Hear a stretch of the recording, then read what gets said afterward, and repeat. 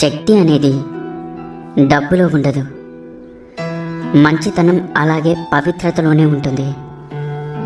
ఏ అర్హత మనకు ఉంటే అదే మనకు లభిస్తుంది. చింతించకండి, నువ్వు ఒంటరి కాదు. నీ ధైర్యమే నిన్ను ముందుకు నడిపించే అతిపెద్ద ఆయుధం. ఎంత చిన్న పనైనా సవ్యంగా చేస్తే మంచి ఫలితమే దక్కుతుంది. జీవితంలో సాహసోపేతంగా ఉండు. గెలిస్తే ఓ మంచి నాయకుడివవుతావు.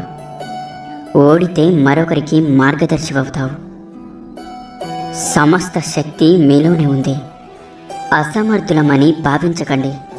మీరు ఏదైనా చేయగలరు, అన్నిటినీ సాధించగలరు. వినయం లేని విద్య, ఉపయోగం కాని ధనం, శౌర్యం లేని ఆయుధం, ఆకలి లేని భోజనం, పరోపకారం చేయని జీవితం